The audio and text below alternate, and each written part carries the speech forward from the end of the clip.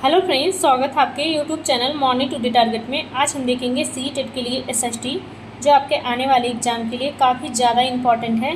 देखिए, एसएसटी आपकी 60 नंबर की पूछी जाती है, तो काफ़ी ज़्यादा रोल होता है पेपर 2 पास कराने में। तो जितने भी पीवाई के क्वेश्चन हैं, प्लस देखिए सिलेबस के अनुसार सभी आपको कराने वाले हैं। तो जो लोग चैनल को अभी तक नहीं सब्सक्राइब किए होंगे वह सब्सक्राइब कर लेंगे, ताकि डेली मेरी क्लासेस आपको प्रॉपर तरीके से मिलती रहेगी। देखिए, काफ़ी ज़्यादा इंपॉर्टेंट क्लास होने वाली है, तो लास्ट तक क्लास में ज़रूर बने रहिएगा।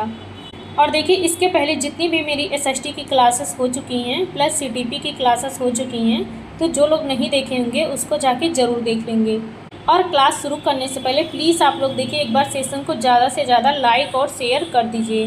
पहला क्वेश्चन है, निम्नलिखित कथनों को पढ़िए और सही विकल्प का चयन कीजिए। कथन ए है, चोल काल में बेल्लाल जात के धनी किसानों को केंद्रीय चोल सरकार की देखरेख में प्रशासनिक कार्यों में अच्छा खासा नियंत्रण हासिल था। यहाँ पे आपका पहला बिल्कुल सही हो जाएगा। चोल काल में बेल्लाल जात के धनी किसानों को केंद्रीय चोल सरकार की देखरेख में प्रशासनिक कार्यों में अच्छा खासा नियंत्रण हासिल था। तो आपका यहाँ पे पहला बिल्कुल सही हो जाएगा। कारण दूसरा है, चोल राजाओं ने अमीर भूस्वामियों को मुवेंदवेलन अरैयार जैसी उपाधियां दी और उन्हें केंद्र में महत्वपूर्ण राज के पद सौंपे थे। तो आपका यहाँ पे देखिए कारण भी सही हो जाएगा। तो आपका कथन और कारण दोनों सही हो जाएगा। तो आपका राइट आंसर यहाँ पे पहला ऑप्शन सही हो जाएगा। ए आर दोनों सही है, आर ए की व्याख्या करता है, तो आपका फर्स्ट आंसर सही हो जाएगा। देखिए समझते हैं। देखिए, चोल साम्राज्य के दौरान बेल्लाल जो थे वह धनी किसान माने जाते थे। तो चोल साम्राज्य के दौरान जो बेल्लाल थे वह धनी किसान माने जाते थे और राजाओं का उन पर बहुत बड़ा भरोसा था। भरोसा और सम्मान दिखाने के लिए राजाओं ने उन्हें मुवेंदवेलन, 3 राजाओं को सेवा देने वाला जैसी बड़ी उपाधियां दी थीं और प्रशासन में बड़े पद दिए, जिससे प्रशासनिक कार्यों पर उनका नियंत्रण मजबूत हुआ था। नेक्स्ट क्वेश्चन है, कथनों ए और बी को निम्नलिखित वनों के संदर्भ में पढ़िए। कथन ए है, उष्णकटिबंधीय सदाबहार के वन पेड़ अपनी पत्तियां किसी निश्चित मौसम में एक साथ नहीं गिराते हैं। तो आपका देखें यहाँ पे पहला बिल्कुल सही हो जाएगा।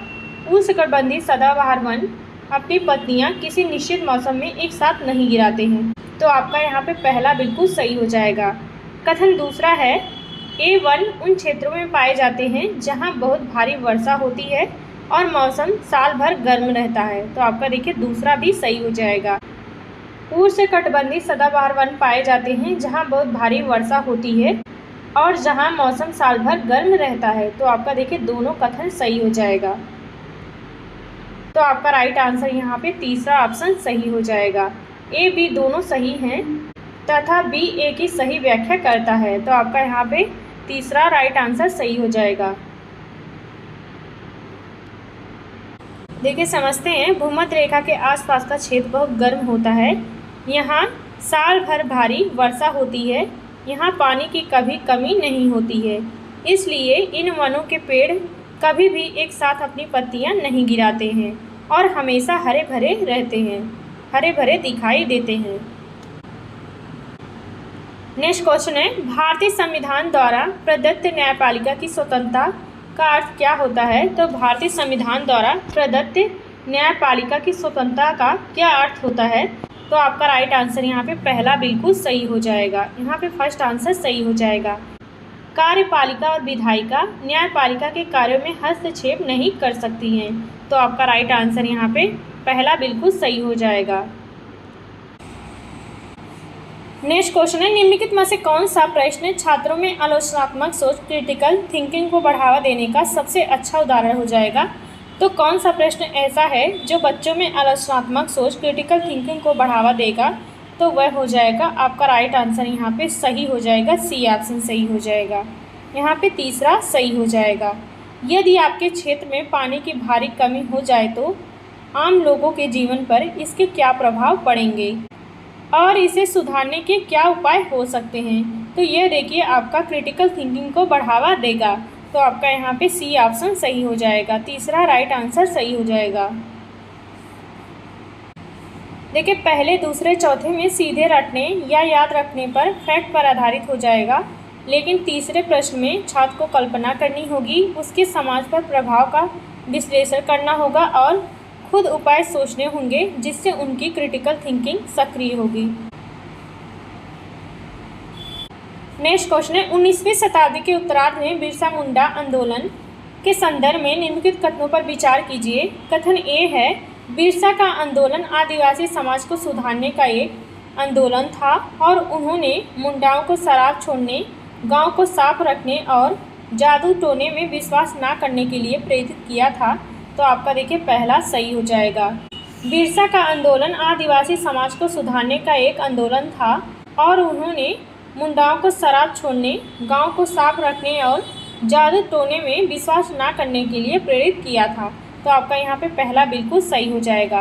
कथन बी है, बिरसा मुंडा ने मिशनरियों और हिंदू जमींदारों दोनों का विरोध किया था, क्योंकि वे उन्हें मुंडा जीवन शैली को नष्ट करने वाले तत्वों दीक्षु के रूप में देखते थे। तो आपका यहाँ पे देखिए कथन बी भी सही हो जाएगा। यहाँ पे आपका राइट आंसर यहाँ पे सही हो जाएगा, दोनों सही हो जाएगा, ए बी दोनों सही हो जाएगा। तो ए बी कथन किस में सही है? तो आपका तीसरा ऑप्शन सही हो जाएगा, यहाँ पे थर्ड ऑप्शन सही हो जाएगा। देखिए बिरसा मुंडा ने अपने लोगों को अंधविश्वास और बुरी आदतों से दूर रहने को कहा ताकि समाज सुधर सके। साथ ही ईसाई मिशनरी और हिंदू जमींदार उनके ज़मीन छीन रहे थे और पुरानी व्यवस्था बदल रहे थे, इसलिए बिरसा ने उन सभी बाहरी लोगों का कड़ा विरोध किया था।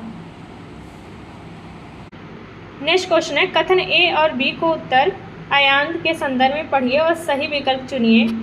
कथन ए है, 21 जून को उत्तरी गोलार्ध में सबसे लंबा दिन होता है और सबसे छोटी रात होती है। तो आपका देखें यहाँ पे पहला बिल्कुल सही हो जाएगा।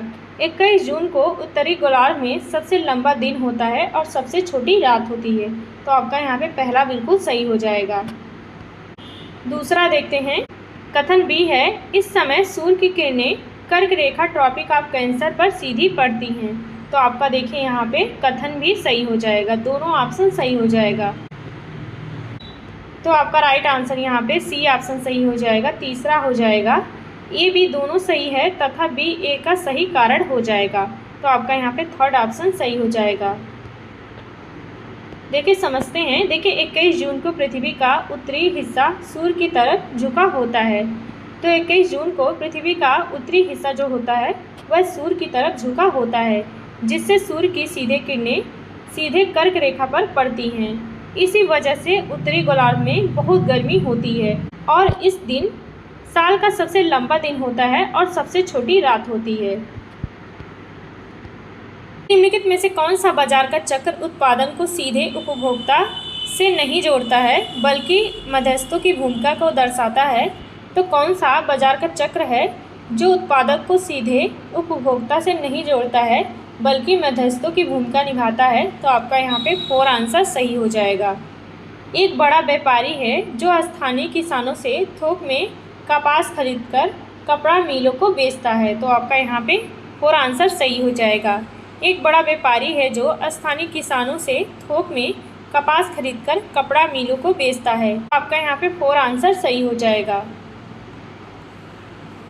देखिए पहले, दूसरे और तीसरे में यहाँ तीसरा होगा। तीसरे में उत्पादक बनाने वाला लगभग सीधे ग्राहक या उनकी संस्था से जुड़ा होता है, लेकिन देखिए चौथा हो जाएगा। चौथे में थोक व्यापारी एक बिचौलिया या मध्यस्थ है जो किसानों से कम दाम में माल खरीदता है और आगे मिल मालिकों को मुनाफे के साथ बेचता है। नेक्स्ट क्वेश्चन है, सामाजिक विज्ञान की कक्षा में लैंगिक रूढ़िवादिता को चुनौती देने का सबसे उपयुक्त रणनीति कौन सी हो जाएगी? तो एक सामाजिक विज्ञान की कक्षा में लैंगिक रूढ़िवादिता को चुनौती देने का सबसे अच्छा उदाहरण कौन सा हो जाएगा? तो आपका राइट आंसर यहाँ पे तीसरा सही हो जाएगा। देखिए ऐसे उदाहरण देना चाहिए जहाँ महिलाएं ऑटो बस ड्राइवर हों या वैज्ञानिक हों, और देखिए पुरुष घरों में खाना बना रहे हैं या बच्चों की देखभाल कर रहे हों। तो ऐसे उदाहरण देना चाहिए। तो लैंगिक रूढ़िवादिता को चुनौती देने का सबसे अच्छा तरीका हो जाएगा कि ऐसे उदाहरण देना चाहिए जहां महिलाएं ऑटो बस ड्राइवर हों या वैज्ञानिक हों और पुरुष घरों में खाना बना रहे हों, बच्चों की देखभाल कर रहे हों। तो यह देखिए आपका जेंडर रूढ़िवादिता को चुनौती देने का उदाहरण हो जाएगा। देखिए समझते हैं। देखिए समाज में बनी बनाई सोच जैसे महिलाएं सिर्फ घर संभालती हैं और पुरुष बाहर का काम करते हैं, तो इसे तोड़ने के लिए एक शिक्षक को उल्टे और वास्तविक उदाहरण देने चाहिए। जब बच्चे महिलाओं को तकनीकी क्षेत्र में देखेंगे और पुरुषों को घरेलू कार्यों में सक्रिय देखेंगे तो उनकी पुरानी रूढ़िवादी सोच बदलेगी। नेक्स्ट क्वेश्चन है, राजा राम मोहन राय ने ब्रह्म समाज की स्थापना के माध्यम से मुख्य रूप से किस सामाजिक बुराई का कड़ा विरोध किया था? तो वह देखिए हो जाएगा सती प्रथा का हो जाएगा। आपका यहाँ पे बी ऑप्शन सही हो जाएगा। राजा राम मोहन राय ने सती प्रथा का विरोध किया था। देखिए समझते हैं। देखिए राजा राम मोहन राय ने सती प्रथा के खिलाफ एक लंबा आंदोलन चलाया। उनके प्रयासों के फलस्वरूप ही governor general Lord William Bentinck ने 1829 में कानून बनाकर सती प्रथा पर प्रतिबंध लगाया था। नेक्स्ट क्वेश्चन है, कथनों ए और बी को चोलकालीन कांस्य मूर्तियों के संदर्भ में पढ़िए और सही विकल्प चुनिए। तो पहला कथन ए है, चोल कांस्य मूर्तियाँ संसार की सबसे उत्कृष्ट कांस्य मूर्तियों में से एक गिनी जाती हैं। तो आपका देखिए यहाँ पे पहला बिल्कुल सही हो जाएगा। चोल कांस्य मूर्तियाँ संसार की सबसे उत्कृष्ट कांस्य मूर्तियों में से एक गिनी जाती हैं। तो आपका यहाँ पे पहला बिल्कुल सही हो जाएगा। कथन दूसरा है, ये मूर्तियाँ प्रायः केवल देवी देवताओं की होती थीं, भक्तों की मूर्तियाँ कभी नहीं बनाई जाती थीं।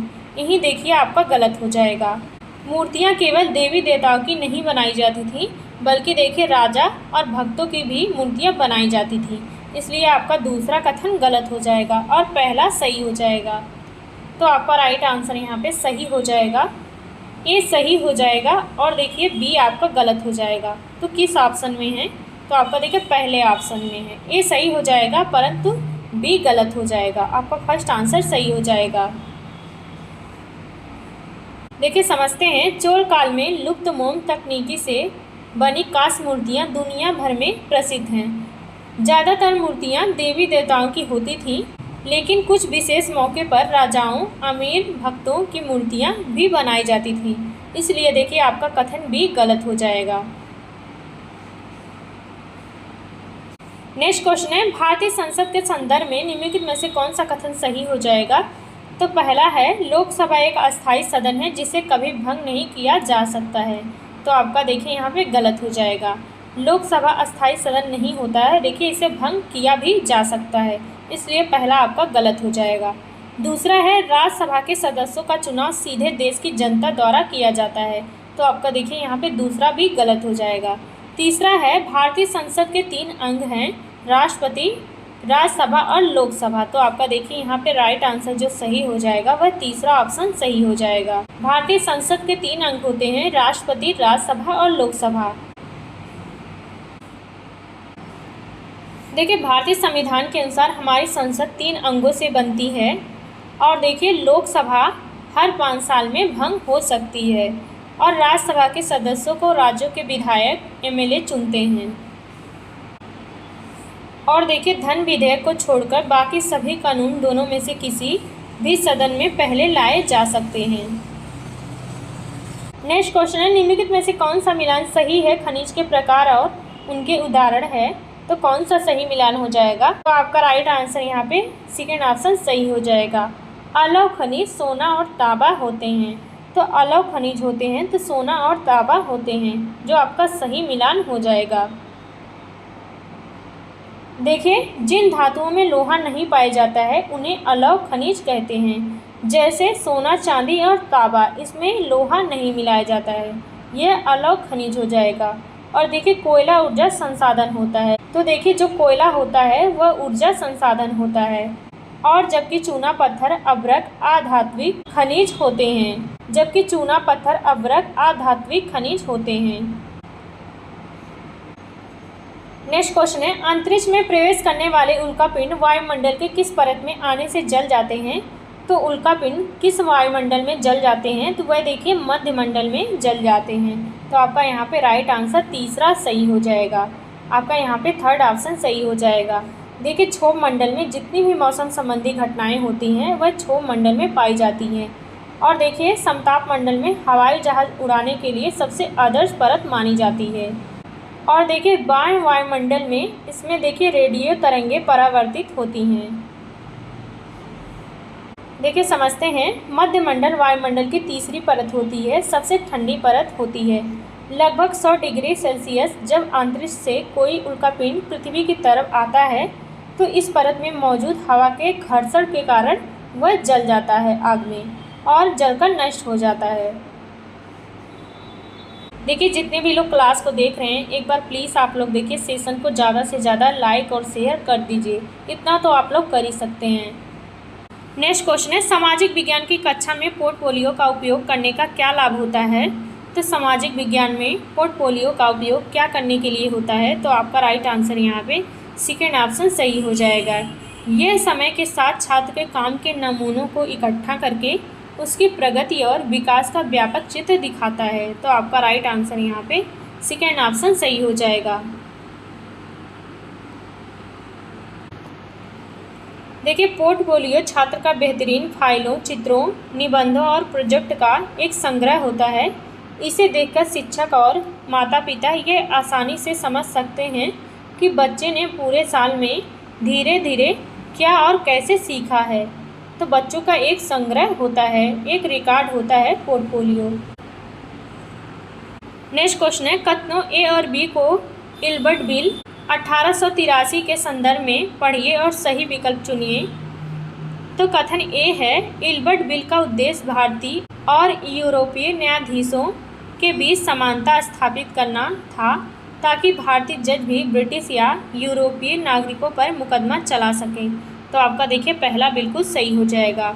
इल्बर्ट बिल का उद्देश्य था भारतीय और यूरोपीय न्यायाधीशों के बीच समानता स्थापित करना था ताकि भारतीय जज भी ब्रिटिश या यूरोपीय नागरिकों पर मुकदमा चला सके।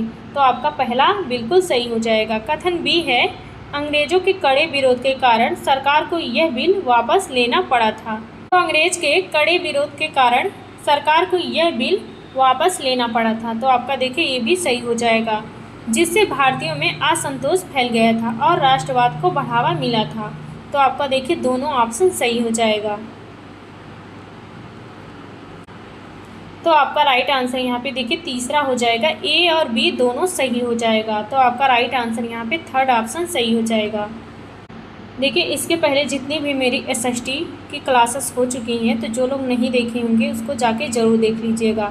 देखिए एसएसटी 60 नंबर की पूछी जाती है। अगर आपको सीटेट क्लियर करना है तो काफ़ी ज़्यादा रोल होता है एसएसटी का। तो देखिए जितने भी क्वेश्चन करवा रहे हैं आपको ईमानदारी से करवा रहे हैं, वही करवा रहे हैं जो आपके एग्जाम में पूछे जाएंगे।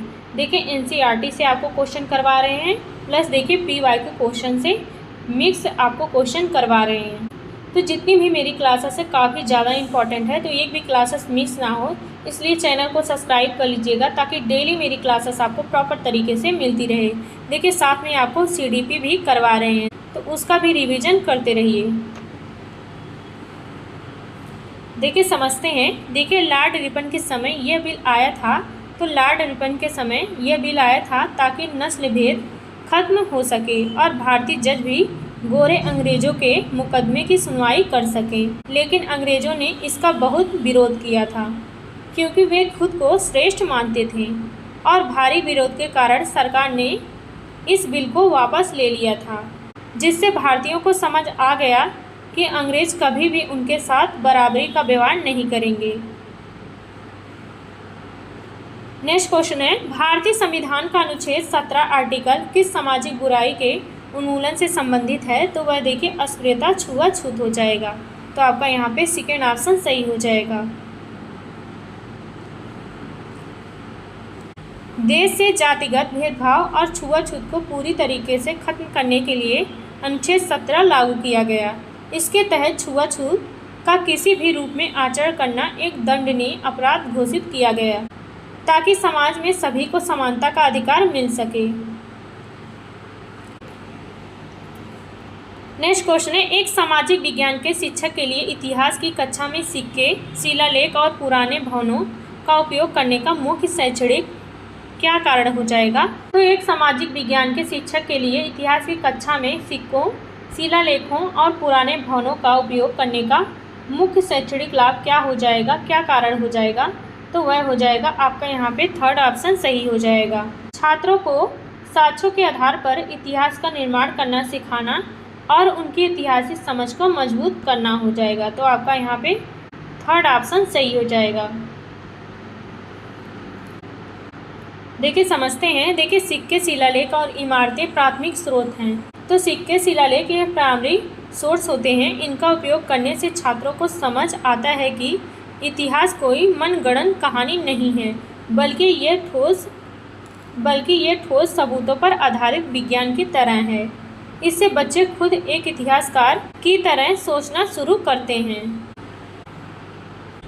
नेक्स्ट क्वेश्चन है, 19वीं सदी के ब्रिटिश भारत में महात्मा गांधी और रविन्द्रनाथ टैगोर के शिक्षा संबंधी विचारों के संदर्भ में निम्नलिखित कथनों पर विचार कीजिए।